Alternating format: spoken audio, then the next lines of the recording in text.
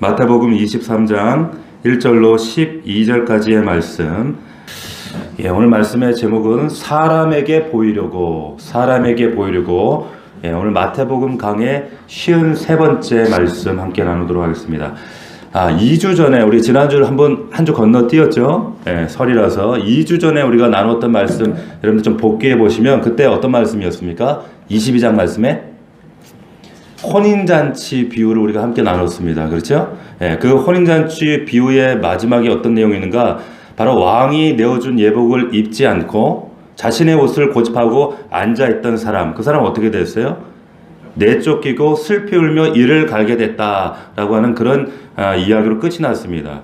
이 사람이 도대체 누군가? 이 사람이 도대체 누구고 예복은 뭘 의미했던가 우리가 함께 나누었는데, 지난주 말씀 잠시 기억을 하시면 이 예복이 뭔가? 인류의 조상 아담과 하와가 범죄함으로 인해서 불순종하는 죄를 범했을 때 반드시 죽을 것이다. 먹는 순간 죽을 것이다. 하나님 말씀대로 사망이 찾아왔습니다. 그 사망은 우리가 생물학적으로 늙어서 죽는 그런 사망이 아니라 하나님에게서 분리되어지는 겁니다. 성경에서 말하는 사망은 생명의 근원 되신 하나님과 내가 분리되어지는 것, 이걸 사망이라고 설명을 하는데, 그 결과로 나타나는 현상들이 여러 가지 비참한 현상들이 있었어요.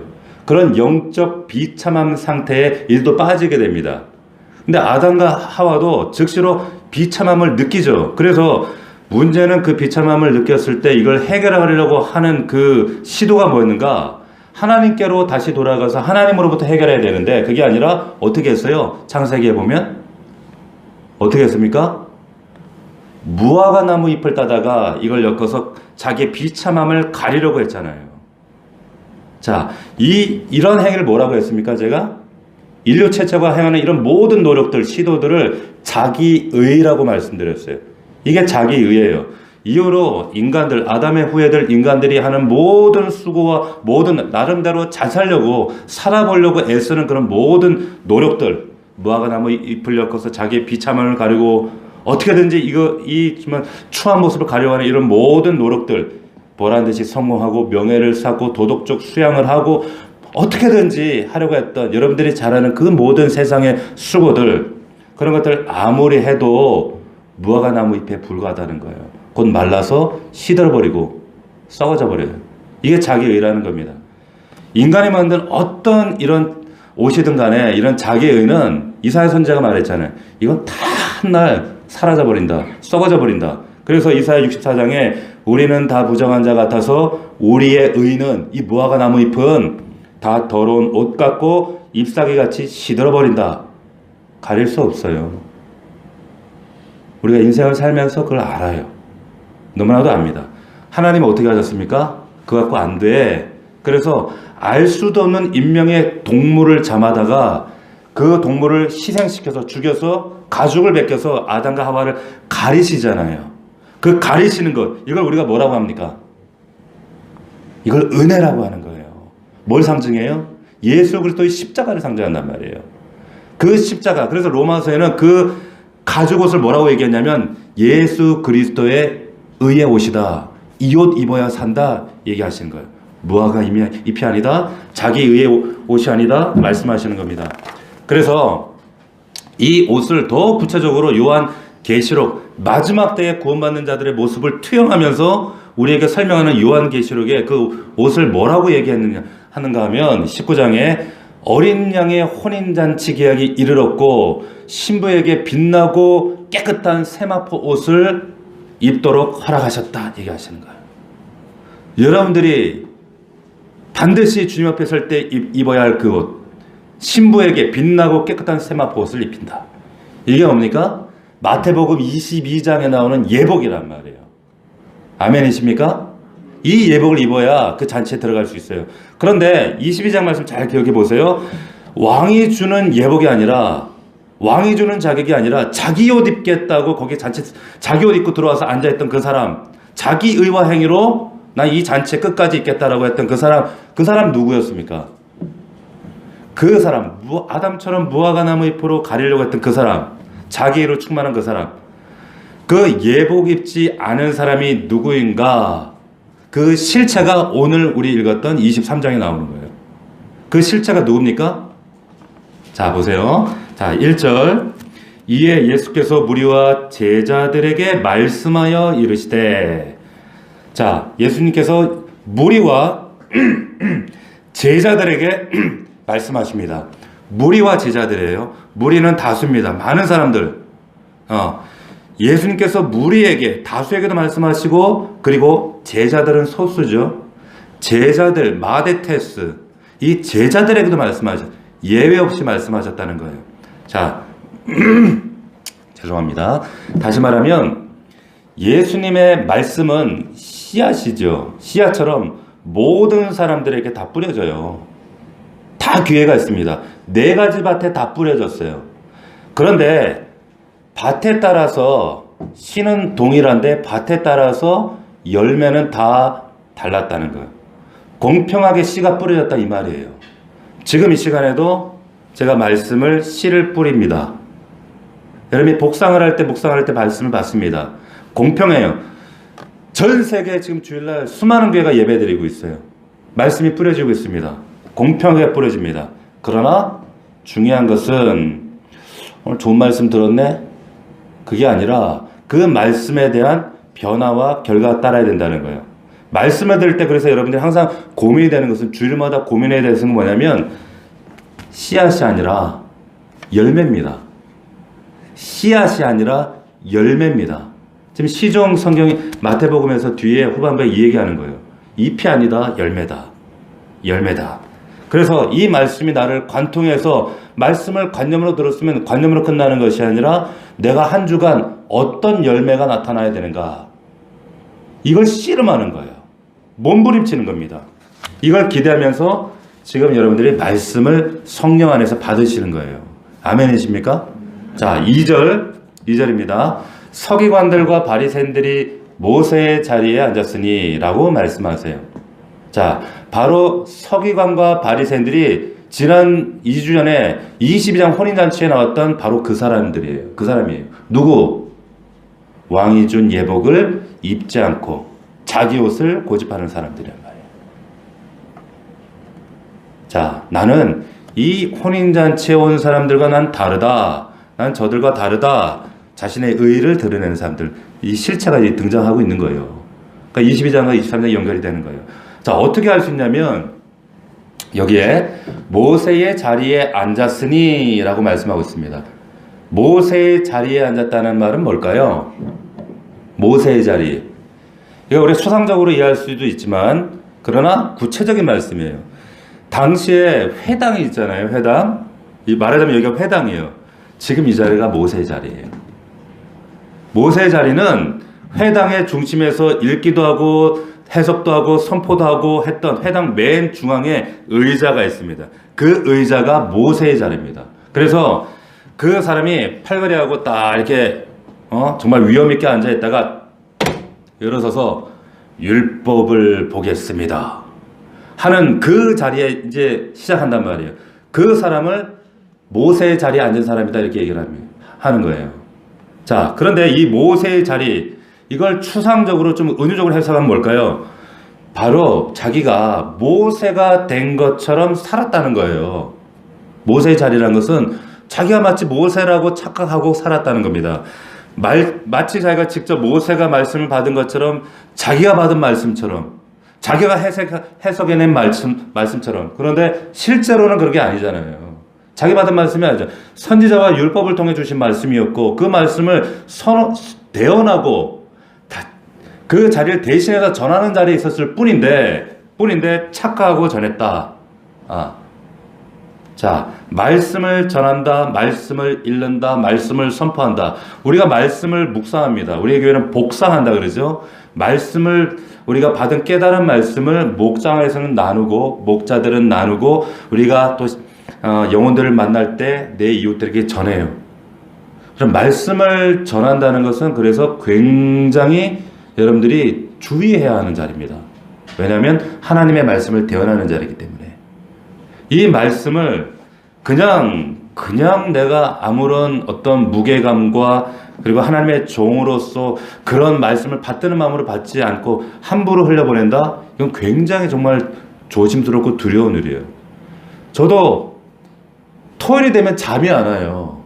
계속 머릿속에 말씀을 어떻게 하면 이 어눌한 입술을 하나님은 이 통해서 어떻게 하면 우리 성도들에게 잘 전달이 될까? 어떻게 하면 영이 전달될까? 진리가 전달될까? 이걸 고민한 밤에 꿈에서도 계속 설교 준비하고 있어요.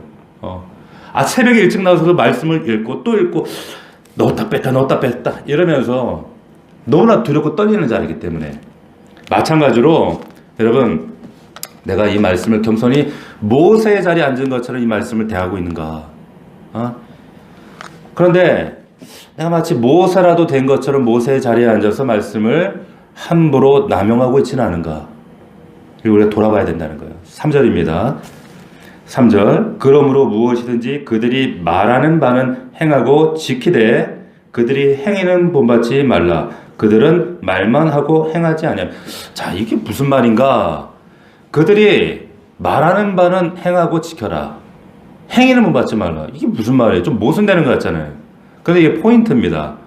그들을 왜 주의해야 하는가? 그들이 왜 혼인잔치에서 천국잔치에서 쫓겨나서 왜 슬피면 의를 갈았는가? 뒤에 나와 있죠. 그들은 말만 하고 행하지 아니했다는 거예요. 말만 했다는 겁니다. 말만 했다는 거예요. 자, 여러분 당시 사람들은 대부분 문맹이었습니다. 글을 읽을 줄 모르고 쓸 줄 몰랐어요. 쓸 줄 아는 사람들이 누구냐? 서기관들만 쓸 줄 알고 읽을 줄 알았어요. 그러니까 성경을 읽고 쓰고 이걸 선포한다. 사람들이 볼 때는 일반 서민들이 볼 때는 와 대단해 보이는 사람이에요. 어마어마한 사람이에요. 근데 거기다가 이 바리새인들, 이 서기관들은 대부분 바리새인들이었거든요. 이 바리새인들은 어떤 사람이었는가? 이스라엘이 망하고 바벨론 포로로 끌려갔을 때 민족적인 고민을 가슴에 끌어안고 울었던 사람들입니다. 고민에 빠졌다는 사람. 아니 우리가 왜 멸망했지?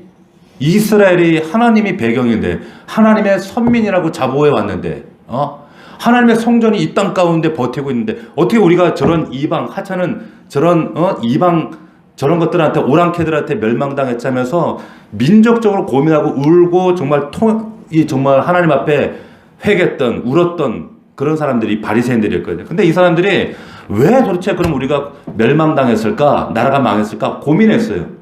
그래서 그 고민한 결과 깨달은 게 뭐냐? 율법을 하나님 말씀을 등한히 했구나. 말씀을 지키지 않았구나. 여기에 결론에 딱 다다른 거예요. 그래서 이들이 그때부터 몰입했던 게 뭐냐? 말씀 지키자, 율법 지키자, 율법 하면서 율법적인 삶과 율법적인 행위에 거기에 몰입하기 시작했던 거예요. 이들이 바리새인들입니다. 거기에 그래서 목숨 건 사람들. 근데 예수님이 딱 보시니까 말하는 건 다 맞죠. 율법하고 율법을 연구하고 얼마나 율법을 연구했던 사람들이니까 다 맞죠. 그런데 말은 맞는데 행위는 본받을 게 없다. 그러셨어요? 왜 그럴까요? 그러면 행위는 옳지 않았다는 말인가? 행위는 틀렸단 말인가? 아니에요. 행위도 맞았어요. 옳았어요. 이 사람들은 굉장히 율법적으로 철저했기 때문에 행위도 처음부터 끝까지 정말 토시 하나 틀리지 않고 다 지켰어요. 행위도 다 맞춰. 정말 율법의 높은 경지에 도달했던 이런 사람들이었습니다. 그런데 그러면 왜 행위를 본받지 말라고 말씀하시나? 왜 그럴까요? 행위에 뭐가 없기 때문에? 뭐가 없어요? 한번 찍어봐요. 뭐가 없어요? 그렇죠. 진정성이 없는 거예요. 진정성이 없고 남에게 보여주는 연출. 쇼죠. 거룩을 연출하는 거죠. 위선이죠. 예수님이 그거 딱 구별해내신 거예요. 겉으로 보기에는 진짜 대단해 보이고 경건해 보이고 지금도 이스라엘 거기 가보시면 그 오르소독스 그 근본주의 그 성살 지키는 유대인들 보면은 머리에 탁 띠띠고 경건하게 통곡에 붙잡고 모든 사람들이 감히 이러고 쳐다본단 말이에요. 오늘날까지. 그런데 경건해 보이는데 그 속에 뭐가 없다? 진정성 없다는 거예요. 한마디로 껍데기 가짜다 이 말씀하시는 겁니다. 우린 예외인가? 그렇지 않죠. 하나님은 항상 자격이 아니라 직분이 아니라 신분이 아니라 우리의 뭘 보신다? 중심 보신다는 거예요. 중심을. 관통하시죠. 사람도 보이잖아요. 겪어보면. 그런데 우리가 예배가 얼마나 중요한가, 우리가 얼마나 예물을 드리는가, 우리가 정말 힘들게 어렵게 이 자리에 참석했는가, 그것보다 진정성, 이 자리에 내가 어떤 진정성을 가지고 실체이신 영이신 그분과 내가 인격적 관계로 상대하고 있는가, 하나님은 그걸 보신다라고 하는 거예요. 정말 우리가 말씀을 전하는 사람들 있잖아요. 특별히 저 같은 목사들이 빠지기 쉬운 게 이런 참 연출이에요. 착각합니다. 말씀을 전하니까 나 이 말씀을 다 살아낸 것 같잖아요. 내가 말씀을 전하는데 설마 이 말씀대로 안 살겠어? 스스로 지키지도 않았으면 지켰다고 착각하면서 살아가는, 참 안타까운 것은 한국교회 목사님들이 많이 계시죠. 근데 목사님들이 가장 많이 걸리는, 상담학에서 말하는 그 병 가운데 가장 많이 걸리는 병이 있어요. 그게 뭔지 아세요? 연극성 인격 장애라고 하는 병에 걸립니다. 그게 뭐냐? 연기하는 거예요. 실제로 이런 병명이 있습니다. 연극성 인격 장애. 그러니까 스스로 자기를 나는 이 말씀대로 사는 목사고 나 이렇게 살아냈어. 너희들 지켜. 목사 그럴 수 있어요. 그러니까 자기는 지켜왔다고 착각하는 거예요. 근데 사실은 아니에요. 그래서 그런 정말 상담이 필요한 거예요. 사실은 여러분들이 목사를 감시해야 돼. 정말로. 근데 말씀을 가지고 서 있는 자들은, 특별히 우리 목자들, 그리고 리더 있는 분들은 내가 말씀 앞에, 야, 나 연극하고 있는 거 아닌가? 내가 하나님 앞에 반추해 보시고 반성하시고 회개하셔야 된다는 거예요. 자, 여기 이들의 행위가 어땠는가 4절이 잘 보여주고 있는데요. 보시면 4절 보세요. 또 무거운 짐을 묻고 사람의 어깨에 지우되 자기는 이것을 한 손가락으로도 움직이려 하지 아니하며, 이러는 거예요. 여기 무거운 짐이 뭡니까? 율법입니다. 여러분, 율법이 뭐예요? 율법이 뭡니까? 여러분, 율법이 뭐예요? 율법의 기능이 뭐예요? 여러분, 율법의 기능? 죄를 깨닫게 하는 거죠.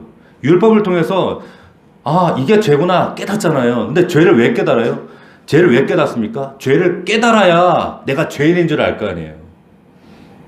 내가 죄인인 줄 알아야 그럼 뭡니까? 내가 겸손한 마음으로 내가 이 율법으로는 구원받을 수 없고, 그래서 예수 앞으로 나아갈 수 있단 말이에요. 그래서 예수의 은혜로만 구원이 가능하구나. 그렇기 때문에 율법이라고 하는 것은 통로입니다. 예수께로 나가는 통로. 그런데 이 사람들은 이걸 도구로, 통로로 사용하는 게 아니라 짐으로 만들어버렸어요. 짐으로, 무거운 짐으로. 그래서 서민들 어깨에 이걸 지우는데 이것을, 그리고는 자기들은 한 손가락으로 또 까딱 안 하는 거예요. 안 하는 거예요, 이 사람들. 즉, 율법을 통해서 예수를 만나야 되는데 아예 꼼짝, 옴싹달싹 못하도록 그걸 어깨에 지워버려갖고 짓이겨버린 거예요. 율법으로. 그러면서 넌 안 돼. 넌 구원받기 글렀어. 너 율법도 못 지키네. 너 아웃. 이런 식으로 하면서 율법으로 사람을 눌러버린 거예요. 무거운 짐이 되버려요. 자, 그런데 예수님은 어떻게 하셨어요? 우리 주님은 어떻게 하셨습니까? 그 수천 년 동안, 수백 년 동안 반복될 그런 모습들 가운데 그걸 타파하시고 어떻게 하셨어요? 자, 마태복음 11장 28절. 이 무거운 짐을 어떻게 하셨나? 우리가 너무 잘 아는 유명한 말씀이죠. 마태복음 11장 28절 우리 한번 다 찾아봅시다.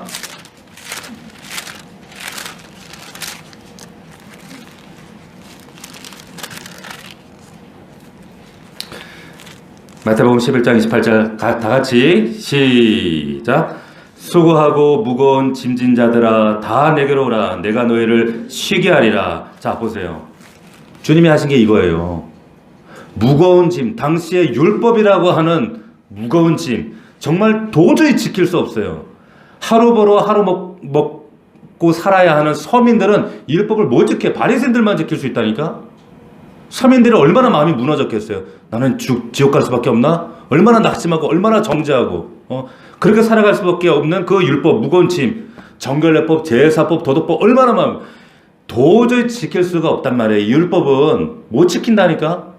그런데 이 율법이라는 걸 다 말씀드렸지만은 율법이라는 건 우리에게 지키라고 주신 게 아니에요. 뭡니까? 죄를 깨닫게 하기 위해 주신 거예요. 깨닫게 하기 위해서. 아, 나는 절대로 율법 못 지키는구나. 아, 나는 이 율법으로는 도저히 구원받을 수 없구나 라는 것을 깨닫고 그때 그럼 뭘 찾아요? 대체자를 찾잖아요. 아, 그렇구나. 그래서 나는 주님이 필요하구나, 예수가 필요하구나, 십자가 필요하구나 라는 사실을 드디어 십자가를 보게 되는 거예요. 할렐루야. 이런 은혜가 여러분들의 있기를 주의 이름으로 축원합니다. 우리 율법론자가 아니란 말이에요. 그래서 예수님이 무거운 짐 자들 다 내게로 와라. 너희 쉬게 하겠다. 너희는 그 짐 지고 갈 수 없어. 구원받을 수 없어. 그러니 그 율법을 통해, 통로를 통해 나를 찾아 내가 너희를 쉬게 할 거야 말씀하시는 겁니다. 그러면서 말씀하시죠. 29절 다 같이 읽습니다. 시작. 11장 29절 시작. 나는 마음이 온유하고 겸손하니 나의 멍에를 메고 내게 배우라. 그리하면 너희 마음이 쉼을 얻을 것이다. 나의 멍에는 뭐예요? 십자가예요. 십자가 내가 처음 볼 때에 나의 마음에 큰 걱정, 큰 짐도 저주도 사라져 오늘 믿고서.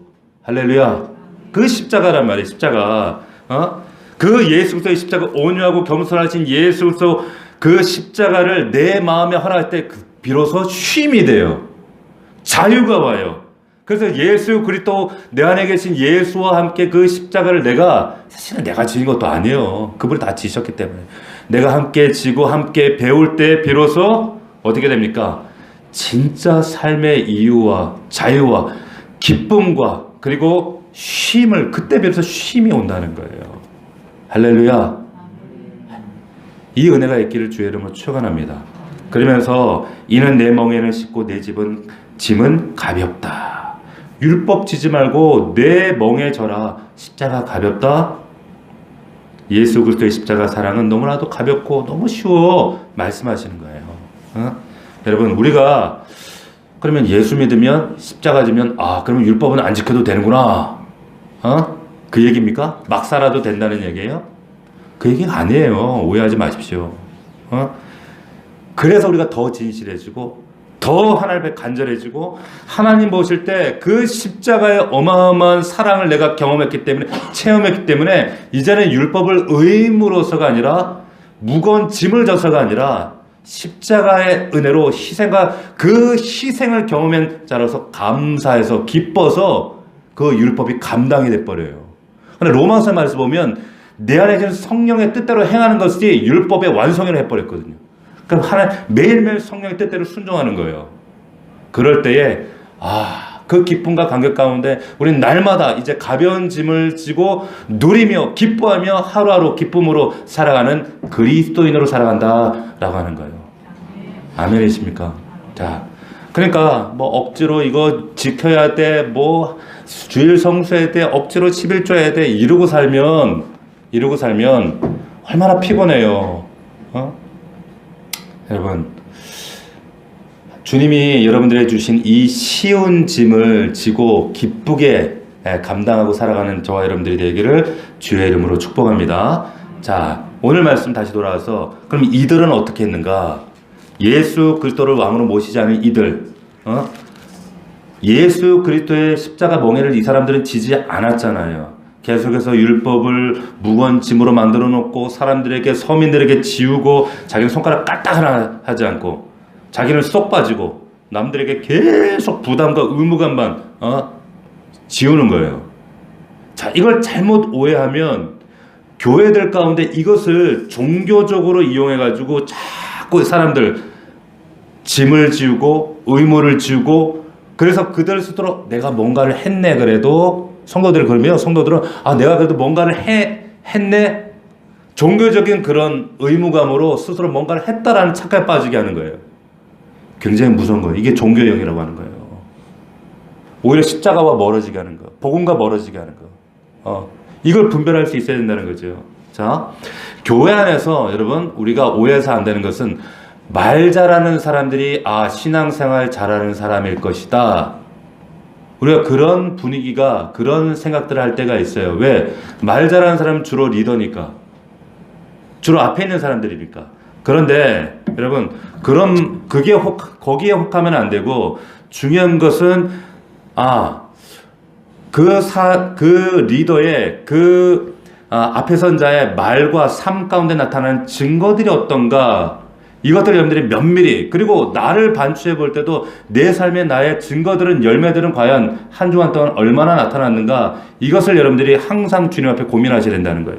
우리가 이력서를 다 써보셨잖아요. 이력서가 뭡니까? 한자로 보면 이게 밟을 이자를 써요.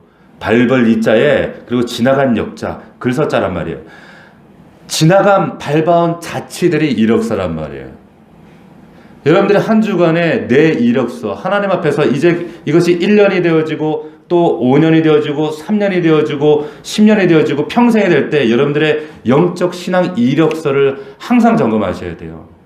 우리가 이거 쓸 때 얼마나 정말 긴장하면서요. 남들이 볼 때 이게 좀 잘 보여야 되니까. 마찬가지예요. 매주 이 이력서를 점검하셔야 되는 거예요. 누군가 말 잘하는 사람이 아니라 그 사람의 이력서를 보면 돼요. 그 사람의 영적인 신앙의 흔적들, 믿음의 흔적들, 우리는 분명히 보고 알 수 있습니다. 알 수 있어요.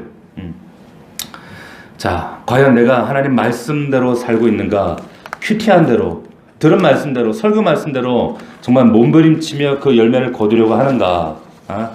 그렇게 살고 있지 못하다면, 여러분, 물론 우리는 다 구원받은 자들입니다. 그렇기 때문에 이 자리에 있지만, 그런데 구원받았다고 해서 다 똑같은 구원은 아니에요. 구원 가운데 부끄러운 구원도 있습니다. 부끄러운 구원도 있어요. 그래서 우리가 날마다 하나님 앞에 말씀으로, 기도로 복종시키는 게 너무 중요합니다. 자, 5절 보세요. 그러면 이들은 어떻게 살았나? 좀 더 구체적으로, 이 예복을 받지 못했던 서기관 바리새인들은 어떻게 살았나? 5절 같이 읽겠습니다. 5절 시작.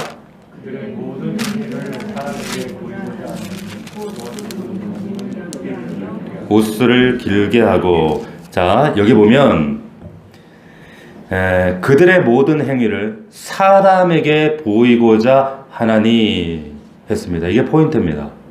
자, 펜을 여러분들 있으면 드시고 사람에게 보이고자 하나니 여기 이렇게 표시를 해보세요.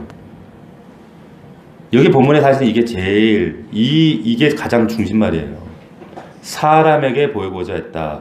시선이 사람에게 가 있었습니다. 생각과 그들의 중심이 사람들에게 초점이 가 있었어요. 반대는 뭐예요? 하나님께 가 있어야 되죠. 이걸 우리 라틴어로 뭐라 그러죠? 코람데오라고 하잖아요.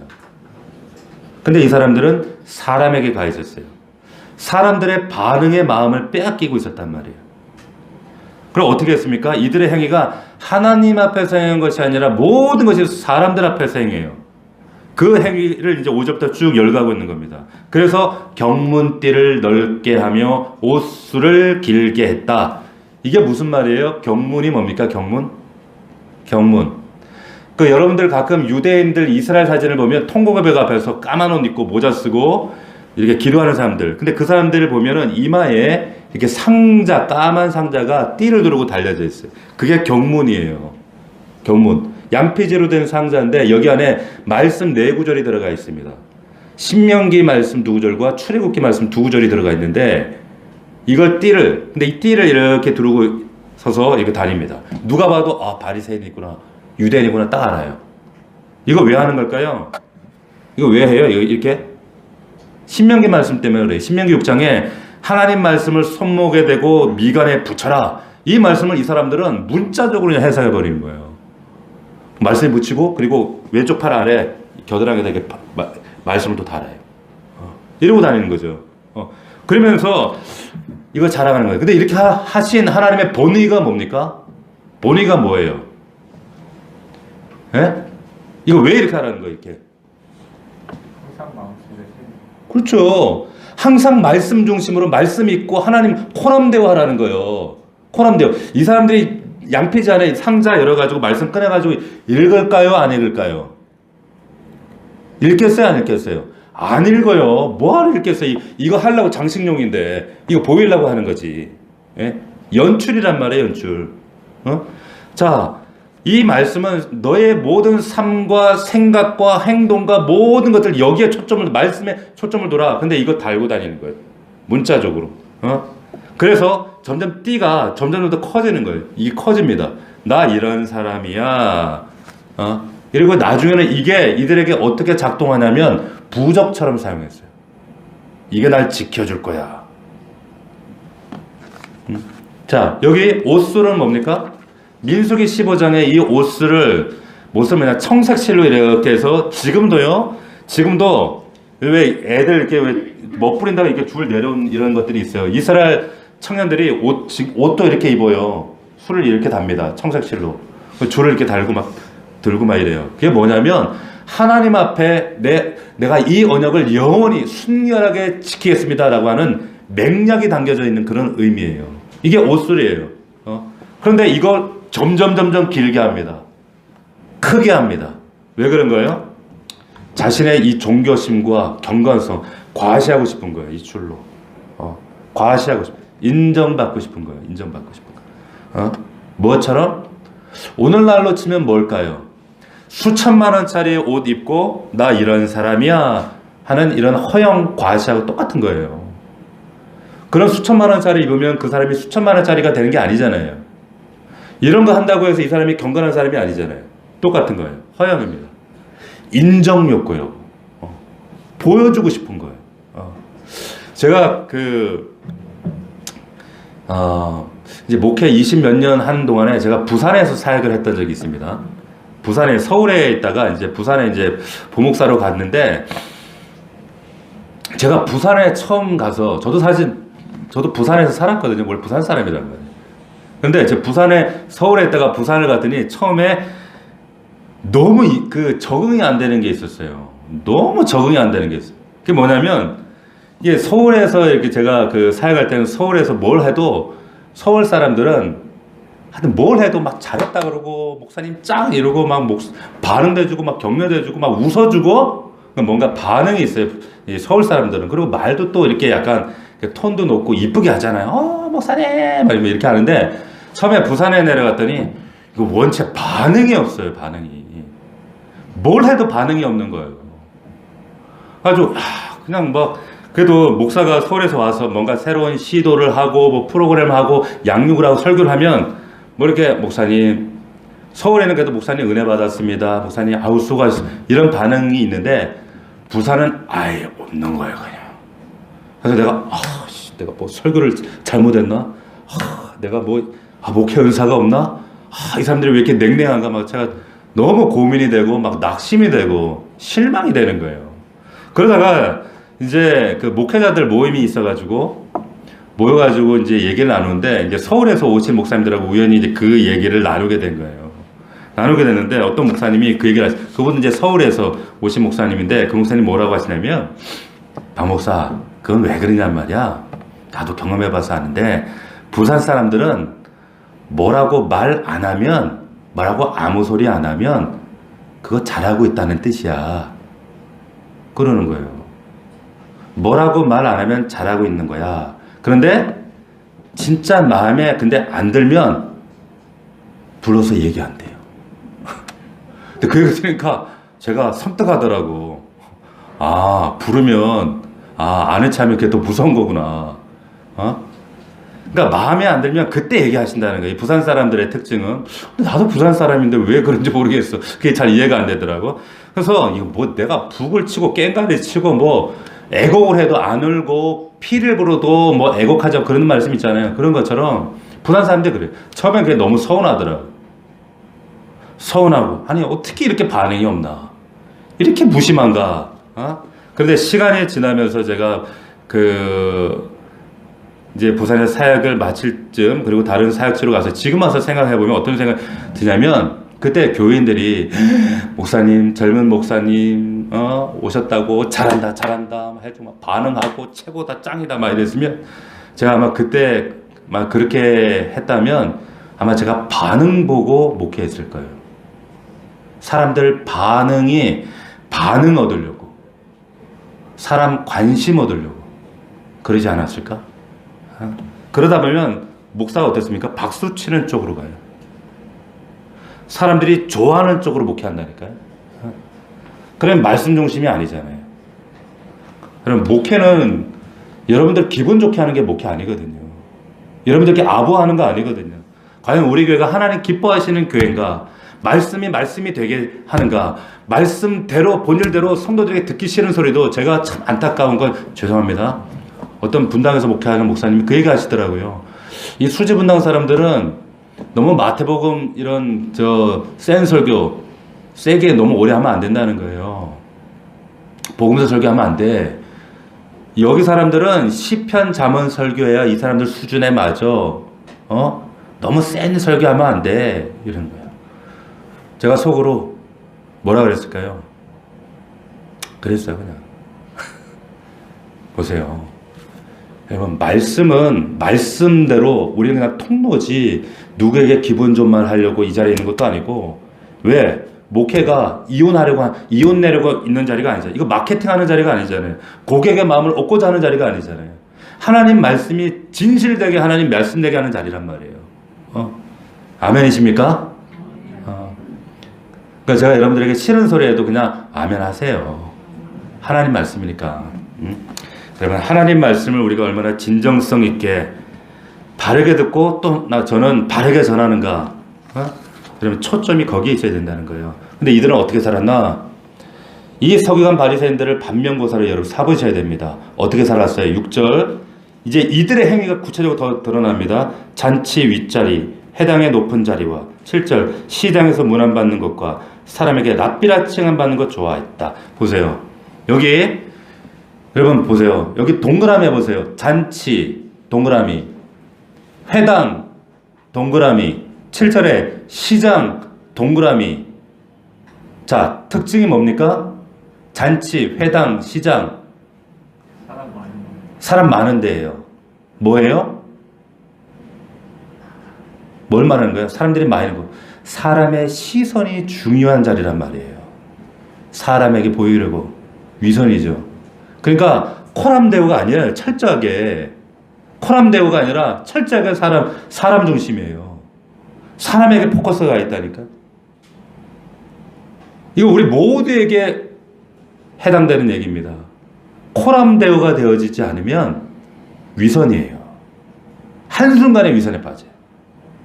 오늘 설교한 저도 코람데오 하지 않으면 내일부터, 아니 성전 나가는 그 순간부터 위선할 수 있다니까요. 우리 그런 존재인 거 우리 인정하셔야 된단 말이에요. 여러분 보세요. 우리 정리해 봅시다. 예복 입지 않는 사람의 특징이에요. 5절 말씀하면 사람에게 보이고자 하는데, 이 예복 입지 않는 사람들의 특징 22장과 연결해서 특징이 경문띠를 넓게 하고 옷수를 길게 한다. 뭡니까? 얼마든지 거룩을 연출할 수 있어요. 두 번째, 잔치, 회당, 시장. 사람의 인정 욕구, 사람의 시선이 첫 번째야. 무조건. 세 번째, 랍비. 직분이 중요해요. 직분이 중요하다니까? 자리가 중요해요. 주목받는 자리가 중요하다니까요? 성경에 여기 잘 보세요. 랍비. 너희 랍비 칭함 받으려고 하지 마라. 직분에 목매지 마라.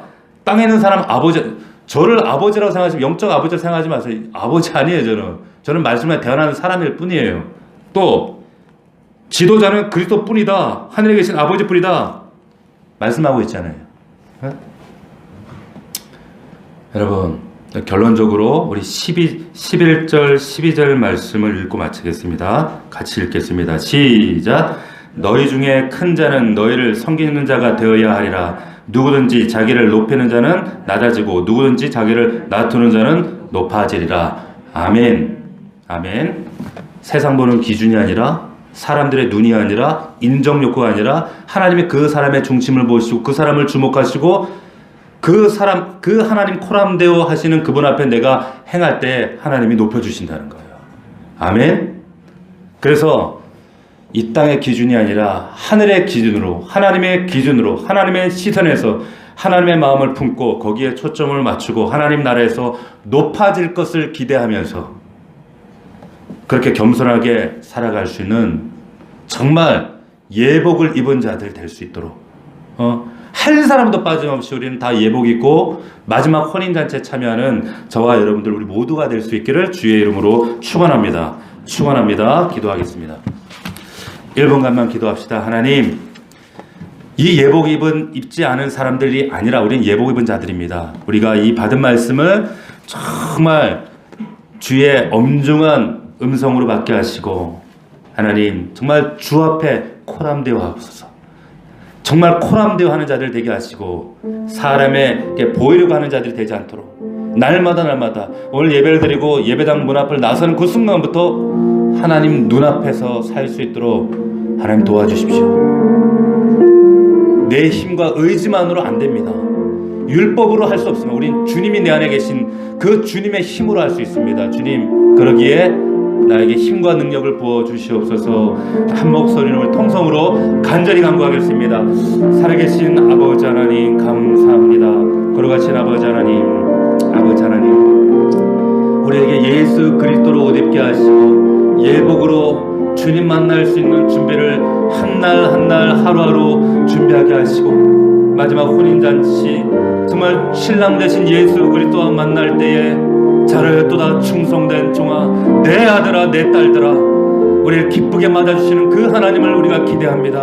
아버지 하나님, 우리가 그날에 예복 입고 주님과 뜨겁게 만나 좋아할 수 있도록 도와주시옵시고 하나님, 사람에게 보이려고 하나님 그렇게 행하지 아니하도록 신앙생활 연출하지 아니하도록 경건을 연출하며 거룩을 연출하지 아니하며 정말 하나님 앞에 코람대어하며 믿음으로 서는 우리 귀한 종들 다 될 수 있도록 역사하여 주시옵소서. 아버지 하나님, 우리를 붙들어 주시옵소서. 우리 살아계신 하나님 앞에 우리 넘치는 교회 모든 성도들 한 사람 한 사람이 아버지 하나님 정말로 하나님 믿음으로 아버지 하나님 진정성을 가지고 하나님 말씀 앞에 예복 들고 입고 서는 자들 될 수 있도록 살아계신 아버지 하나님 역사하시고 인도하여 주시옵소서. 거룩하신 아버지 하나님 도와주시옵소서. 사람에게 보이려고 하지 않도록 오직 주 앞에서 코람되어 살아계신 하나님 앞에서 행하는 자들 될 수 있도록 하나님 우리의 마음과 심령을 붙들어 주시옵소서.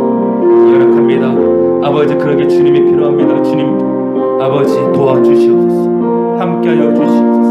한 주간도 우리 삶을 주님 주장하여 주시옵소서.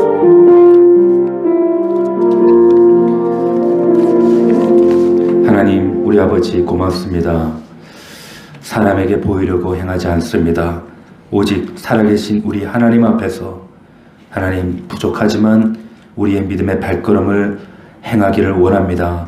코람되어 살아계신 주님 앞에서 온전한 믿음으로 살아갈 수 있는 우리 귀한 성도들 될 수 있도록 축복하여 주옵소서. 예수 그리스도의 이름으로 기도합나이다. 아멘.